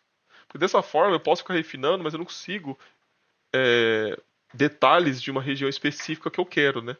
Eu não consigo falar assim, olha, mas nessa região aqui específica, entre essas, eu quero criar uma linha aqui e eu defini os seeds aqui, né? Quantidade realmente que vai nascer aqui para dar continuidade. Eu não consigo dessa forma. Então eu vou aqui em Part, vou criar uma linha. Como que eu crio essa linha? Eu vou aqui em Tools, ó, em Parts, Tools e Partition. Aqui eu vou em Face e depois Sketch. Face Sketch, ó. E aqui eu crio, né, conecto duas linhas, uma vai ser essa e outra vai ser esse ponto. Clico e clico. Pronto. Dou um ESC e depois pressiono Done. Olha que legal. É Done também. Agora que ficou interessante, né, pessoal? Tem duas partes. Vou em Properties de novo. Bom, já está atribuído, como vocês viram, né? Não precisa fazer nada. Tá verdinho, né? Quer dizer que está atribuído. Se quiser conferir, só vou aqui nesse terceiro, clico nos dois. Pode clicar nos dois e seguro Shift. Seguro Shift, clico, Done. Só section, ok. Ele que selecionou duas vezes, né? Por isso que ele tá amarelo, tá? O certo seria eu vir aqui, ó. Delete. Delete. Tô indo muito rápido, né, pessoal? Pera aí. O certo então seria eu vir aqui nessa janela, tá vendo, ó? E deletar. Aqui eu não tenho mais nenhum, mas eu posso criar. Tem diversas formas de eu fazer modelar o mesmo problema, né? No caso aqui eu posso clicar aqui também, ó. E em Create ou eu posso clicar aqui direto, né? São duas formas que eu posso fazer. Então eu clico aqui, Done. Só section, ok. Criou. O assembly é meio complicado, né? Eu não vou criar um novo assembly. Eu já tinha esse, né? Senão eu vou ter que fazer tudo de novo, tá, pessoal? Eu vou deixar dessa forma mesmo.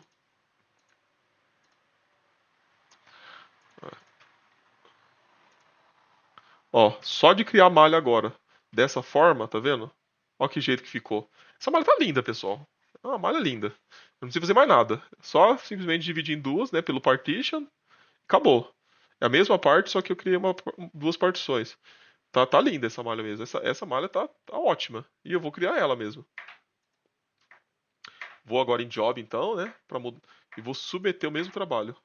Ele vai encher o saco, ele vai dar uma mensagem aqui, né? De aviso, que olha, eu vou sobrescrever aquele caso. Você quer? Se eu não quiser, né? Fala, não, eu quero manter os dois. Eu posso criar um novo job. Né? O que eu faço geralmente? Ó, eu venho aqui. Quando eu vou colocar submit, cadê? Eu queria copiar esse nome. Edit. Bom, eu já sei de cor, né? Tá difícil, mas eu vou criar um novo job aqui. O número vai ser lá. Num gel, né? Aqui vai ser em seca, for, stere. E a versão agora sim é 001, né? Uma nova versão. Ok. Venho aqui, né? E depois vou submeter esse novo, ó. Submit. Deixa eu ver. Tá. Não vai dar para modelar ainda não, pessoal. É o seguinte. Ele deu uma informação, porque como eu criei essas duas novas partições, as condições de contorno ele perdeu. Ele perdeu as condições de contorno que eu apliquei. Eu tenho que ir aqui, ó. Boundary Condition Manager. Que eu não vou querer atribuir. Não são novas condições de contorno, são as mesmas, né? Então eu vou em editar. Ó, esses aqui tá aplicado certinho, né? Esse aqui tá certo. Carga hidráulica montante, jusante, acho que também tá certo. Vamos ver. Ó, tá certo, né? Como que eu sei que tá certo? Quando eu coloco edit, ó, ele pega exatamente onde eu apliquei e me dá o valor. É isso mesmo. Se eu pegar jusante carga hidráulica, devia ter colocado o nome mais consistente, né? Edit, pegou esse segmento de reta e tá com o valor certo. Então não tem o que fazer. A mecânica, vamos ver. A mecânica ele não pegou. Tô dando mensagem de erro. Então eu vou colocar yes, que eu vou editar. E eu vou clicar aqui, a picked. Vendo? Eu seleciono todo mundo. Seguro Shift, né? Seleciono os dois e depois dou done. Ok. Aí foi. É esse o problema que aconteceu. tá? E a outra questão também é aqui, ó, em esse Predefined Fields. Eu vou ter que, de novo, né, selecionar todo mundo, tá, pessoal? Ok, ok. Agora sim, vai. Agora eu vou lá em Job. E vou aqui nessa janela. E vou submeter. Submit. Vamos ver se ele der alguma mensagem de erro, beleza. Ah, não deu. Então é um bom sinal. Vamos monitorar se está tudo certo. Deu erro. Ele deu um erro. Vou ver o erro. Ó, o grau de liberdade 8. Deixa eu ver. É o tipo de elemento que eu usei. Eu não defini o tipo de elemento, pessoal, na malha. Porque aquela malha é uma nova malha, né? Eu precisava definir que o tipo de elemento que eu vou usar aqui agora. Ó, clico aqui, né? Seguro o meu Shift no meu teclado, clico nos dois, coloco o dano. Eu preciso colocar aqui é Pour Fluid Stress, né? Ele estava selecionado estado plano de tensão, que não era o que eu queria. Ele está dando aquele erro porque ele está falando que o tipo de malha que eu estou usando também permite triângulo. Eu não posso, eu tenho que forçar que seja quadrilateral. Deletar malha. Agora sim. Pour Fluid Stress. Ok. Tá. E vamos gerar malha. Agora essa malha vai estar filé. Salvo, né? Não tem desculpa. E agora eu vou em Job.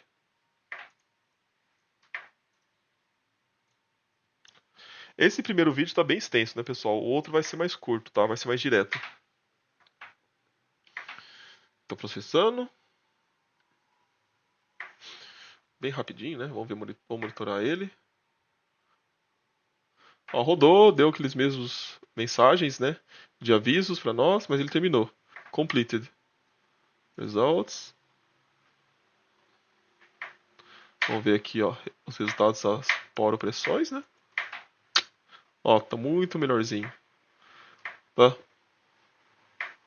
Se você quiser, ó, aqui tem uma distribuição de cores, né? Se você quiser aumentar a quantidade de cores que está distribuído, é só vir aqui em Options, Counter, tá vendo? E aqui você consegue colocar a quantidade de cores que você quer, colocar 20, sei lá. O nosso tinha 18, né? 18 faixas de potenciais, tá vendo? Ó, fica exatamente do jeito que eu quero, né? Aí eu consigo até achar mais fácil meus pontos. Devia ter feito isso. Bom, não pensei nisso, mas tudo bem. Bom, tamo aí, pessoal. Esse é o primeiro problema que a gente modelou. Fizemos uma malha, definimos tudo, rodou, deu tudo certo. Mas temos uma coisa. Eu quero poro-pressão também, eu não quero só carga hidráulica. Aí você fala, putz, Michel, e agora? Você rodou o problema pra mim em termos de carga hidráulica. Como que eu acho poro-pressão? Não é difícil, pessoal. Vou voltar lá no meu problema, né? É só eu colocar a gravidade. Então eu vou modificar o meu problema para calcular a poro-pressão agora. Eu vou ter que ir lá nas minhas propriedades, aqui ó, Properties. Eu não vou criar uma nova propriedade, eu vou aqui nessa janela, Material Manager. Ele vai abrir essa janela. E aqui, ó, nesse Solid Material que eu criei, eu vou editar ele. Edit. E eu vou ter que adicionar densidade. General Density. Como eu falei, eu vou colocar tudo em peso, em termos de peso específico, né? Aqui eu vou pôr 21. É um quilonewton por metro cúbico. Pessoal, eu faço as simplificações porque eu sei o programa, eu sei as simplificações que eu estou considerando. Se você tiver na dúvida, não tem certeza, a melhor coisa é você colocar na unidade do sistema internacional, que não vai ter erro, tá? Como eu conheço muito bem o CodeBright, ou o Abacus, eu também conheço o CodeBright, mas eu conheço bem o Abacus, eu sei que se eu colocar aqui esse peso específico nesse em quilonewton por metro cúbico, a densidade, e eu configurar a gravidade do jeito que eu vou configurar, ele vai sair, né, exatamente com o peso específico de 21. Né? Eu estou colocando isso aqui, na verdade, deveria ser quilo por metro cúbico. Eu estou colocando em quilonewton por metro cúbico, porque eu vou colocar 21 aqui, ok. E quando eu for agora na gravidade, ó, eu vou daqui e vou em loads. Agora eu vou aplicar carga. Aqui, ó. Vou criar uma carga nova. Essa carga não vai ser inicial, tá, pessoal? É o passo 1. Por isso que ele tá dando problema aqui, ó. Mas se colocar esse passo 1, ele vai colocar. Aqui vai ser Gravity Load.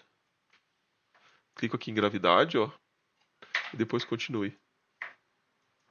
Aqui, ó, eu teria que colocar a gravidade, que é menos 9,80. Por que menos? Porque é para baixo. Se eu colocar positivo, a gravidade vai sair para cima. E a intenção é que saia para baixo. Então eu vou pôr menos 1. E por que menos 1? Né? Porque 1. Isso aqui é componente X, componente Y. Eu quero que seja para baixo, né? Por isso que é menos. E 1 porque eu já estou incorporando o valor da minha multiplicação da aceleração da gravidade pela densidade lá na minha densidade. Então a densidade, no lugar de colocar quilos por metro cúbico, eu coloquei em quilonewton por metro cúbico e aqui eu coloco só menos 1. Então eu já fiz toda uma manipulação matemática para eu colocar as unidades nas propriedades materiais em quilonewton por metro cúbico e aqui eu só coloco a direção que eu quero, tá? Mas na dúvida, coloca aqui 9,81 mesmo para baixo, negativo, né? Menos 9,81 e a densidade você coloca 22.100, né? Então tá bom. Agora foi. Só isso que eu preciso fazer. Eu mudei as propriedades, né? Coloquei densidade e coloquei a gravidade aqui. Agora eu vou calcular de novo. Ah, e outra coisa. Vou mudar a carga. Agora sim eu vou ter que ir aqui, ó, na carga não, as condições de contorno, eu vou colocar realmente a carga hidráulica montante, não vai ser mais carga hidráulica, tá? Até o nome eu podia ter colocado, né? Aqui, a montante vai ser pressão mesmo, que vai ser 90 kPa. Por que 90 kPa? Hein, Michel? O seguinte, pessoal. Porque aqui é a coluna d'água que é 9. Se eu multiplicar esse 9 pelo peso específico da água, que eu estou considerando 10, né? 10 kN por metro cúbico, vai ser 9 vezes 10, vai ser 90. Então aqui vai ser 90 e aqui vai ser 0, tá? Então eu estou colocando em 90 kPa. E aqui a jusante vai ser 0 mesmo. Eu estou mudando para calcular agora poro pressão e não carga hidráulica mais. Pronto. Então são essas três modificações. Mudei no lugar de carga hidráulica, né? Coloquei os valores realmente de poro pressão, coloquei gravidade e coloquei densidade. Vou em job, vou criar um novo trabalho, né? Vou aumentar. Como eu falei, pessoal, é sempre bom ir atualizando, né? Num gel, em seca, por, estere, e agora é o V002. Ok. Submit. Monitor. Vamos esperar para ver o que está acontecendo aqui. Ó, completou, terminou, começou. Bom, acho que deu tudo certo. Ele é bem rápido, né, pessoal? Esse problema é muito simples. A malha é muito grossa. Completou. Vou aqui em Results, clico aqui em Results. Vamos ver como que tá a poropressão agora, pessoal. Só que as tensões não precisa, né? Ó, opa, pera aí, a poropressão mudou agora, Michel. Tá muito diferente, até os valores, né? Tá indo de 300 a 0. Aqui tá 0 e aqui tá 300. Legal. Tá mudando aqui, né? Até a distribuição. Vamos conferir os valores de poropressão agora, tá, pessoal? Vou aqui em Tool, Query, né? Probe Values e vou selecionar então os pontos. O A, caramba, toda hora ele tá indo pro outro monitor, tá, pessoal? Não sei porque ele tá fazendo isso. Deixa eu maximizar aqui, porque ele fica fixo aqui. Ó, então, ele tá aqui com o A 30, opa, desculpa. Em Y, né? É 11,85. Então, se eu colocar aqui nós mesmo e tal, tem que ser 11. Aqui é 11,85 mais ou menos, mas é nessa direção, né? É um pouquinho acho que mais afastado. É aqui mais ou menos, ó. 11,5, né? A poropressão tá 180. 180, legal. A poropressão coincidiu do ponto A. O ponto B é mais fácil, né? A altura dele é 3,60 com relação à base. Deixa eu ver, esse aqui 3,60.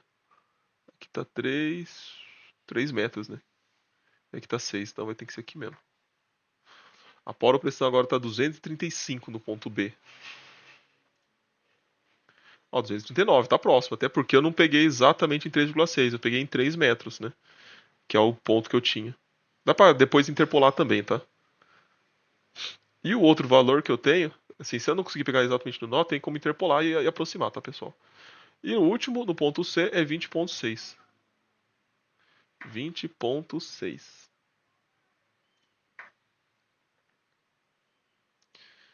Seria aqui mais ou menos, né? O Z é 20,6. O Z é 20,6. Mais ou menos aqui, né? Eu não tenho 20 pontos. Deixa eu ver. Aqui tá 21 metros. E aqui tá com 19. Acho que o 21 é mais próximo, né? Mais ou menos aqui. Ele tá com 23 de poro-pressão. E aqui tá com 29, né? É próximo, né? Considerando que eu não consegui pegar exatamente nesse ponto, né? 20,6. Vai pegando um ponto menor. Se eu pegasse embaixo, por exemplo, aqui, ó. Aqui embaixo. Opa. Esse ponto, ele tá com X, o Y dele, né? 19. Mas aí tá 46, né? Ficou muito grande. É o Y mesmo, esse aqui? Não, o Y tinha que ser 20,6, né? É esse que tá mais próximo do que o de baixo. Até a localização, na verdade, né? Então são esses valores, pessoal. Tá? Como vocês podem perceber, né?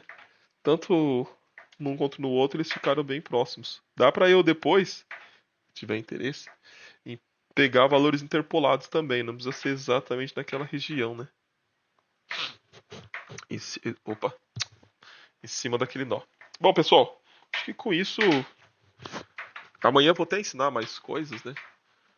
Mas com base nisso, a gente encerrou essa primeira parte, tá? Vou deletar mesmo. Vou parar de gravar aqui.